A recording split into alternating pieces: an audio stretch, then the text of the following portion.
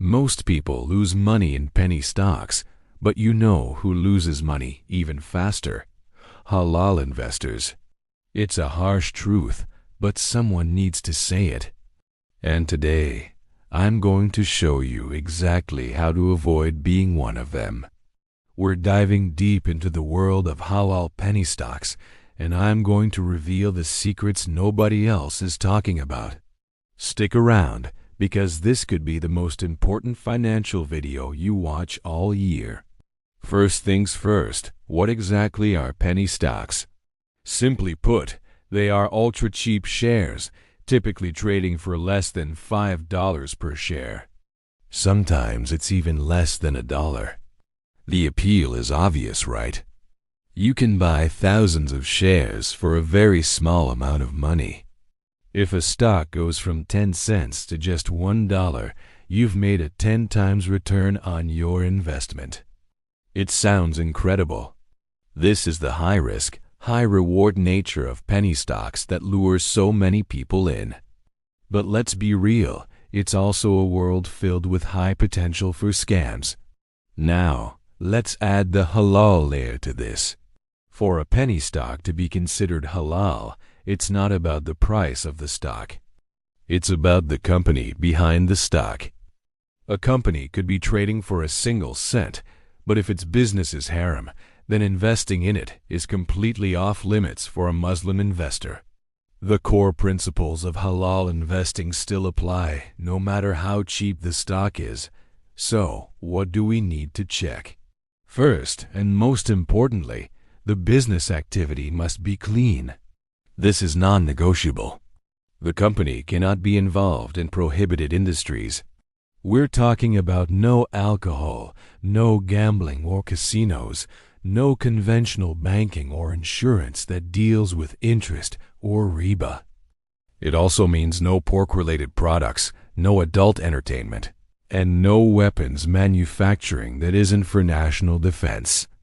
You have to scrutinize the company's primary sources of revenue. If a significant portion comes from a haram source, you have to walk away. It's that simple. Many penny stock companies are in biotechnology or mining, which can be halal, but you must do your homework to be sure. For example, a biotech company might be involved in research that goes against Islamic ethics, so you need to look closer. Second, we need to look at the company's financials, specifically its debt. A core principle of Islamic finance is the avoidance of interest. Therefore, a company drowning in interest-bearing debt is not Sharia compliant. Most scholars have set a threshold. A common rule of thumb is that the company's total interest-bearing debt should be less than 33% of its total assets or market capitalization. For penny stocks, this can be tricky. Many of these small companies are not profitable yet and rely heavily on loans to fund their operations. You must pull up their balance sheet and check their debt levels. If the debt ratio is too high, it's a no-go, no matter how promising the company's story sounds. Third, and this is a big one for penny stocks, is the prohibition of speculation or gharar. In Islam, you cannot treat investing like buying a lottery ticket. You're not supposed to just throw money at something based on a whim or a hot tip, hoping it skyrockets. Your investment must be based on solid analysis and a genuine belief in the company's potential for growth. The problem with many penny stocks is that they attract pure speculators. People buy them not because they've studied the business model, but because they heard a rumor on an online forum that the stock is going to the moon. This type of behavior is dangerously close to gambling, and it's something we as halal investors must actively avoid. Your intention matters. Are you investing in a business, or are you just betting on a price ticker? Now that we know the rules, let's talk about the giant, flashing red flags you absolutely must watch out for in the penny stock market. These are the traps that cause so many people, especially newcomers, to lose their hard-earned money. The number one red flag is the infamous pump and dump scheme. This is where a group of people or a single influential person artificially inflates the price of a stock. They buy up a large number of shares of a cheap stock, and then they start a massive promotional campaign. You'll see it everywhere. Emails, social media posts, YouTube comments, all hyping up this once-in-a-lifetime opportunity. They create a frenzy of buying from unsuspecting investors. As the price shoots up due to this manufactured demand, the original scammers sell, or dump, all their shares at the peak, making a massive profit. What happens next? The hype dies down, the price crashes, and everyone who bought in late is left holding worthless shares. It's a classic scam, and the penny stock market is its favorite playground. Another huge red flag is fake news and exaggerated press releases. A penny stock company might issue a press release claiming they've discovered a cure for a major disease, found a massive gold deposit, or signed a partnership with a huge tech company like Apple or Google. These claims are designed to create a short-term spike in the stock price. But when you dig a little deeper, you find out the claims are either completely false or wildly exaggerated. Maybe the partnership was just a one-month trial of a software product. Always be skeptical of grand announcements from tiny, unknown companies. Verify the information from independent, reliable sources before you even think about investing. Be extremely wary of anyone who guarantees profits. In the world of investing, there are no guarantees. Period.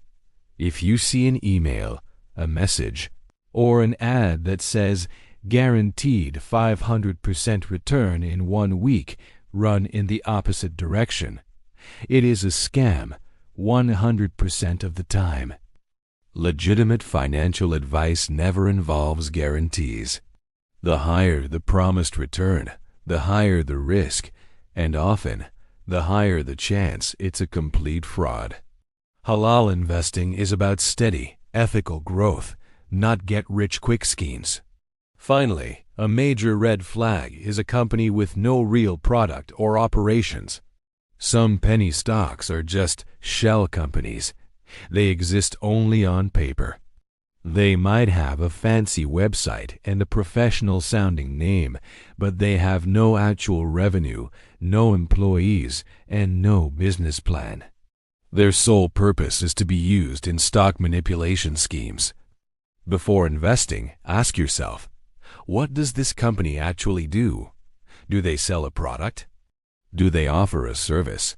Can I see it, touch it, or understand it?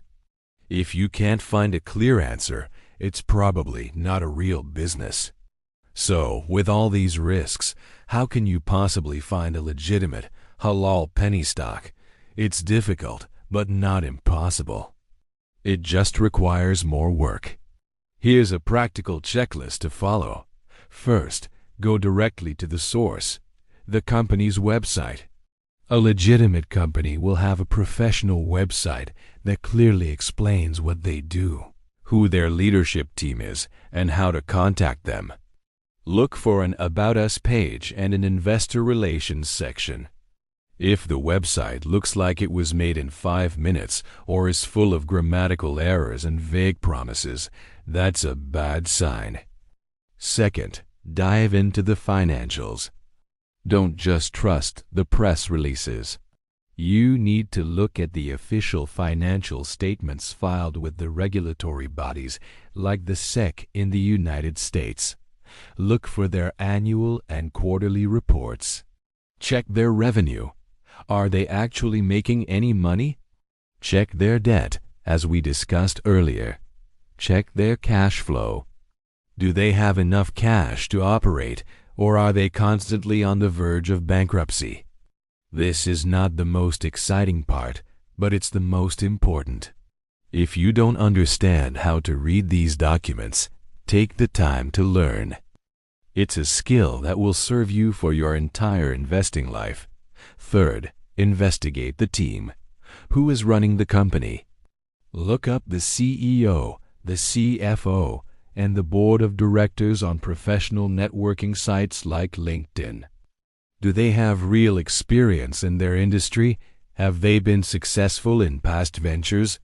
Or do they have a history of involvement with failed companies or, even worse, regulatory troubles? The quality of the management team is a critical factor in the success of any company, especially a small one. And finally, my most important piece of advice: avoid the hype. The best penny stock opportunities are often the ones nobody is talking about.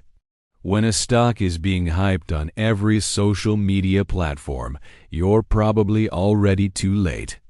The big money has already been made, and you're likely to be the one left holding the bag. Do your own independent research. Make your decisions based on facts and fundamental analysis, not on the frantic shouts of an anonymous online crowd. Let them chase the hype.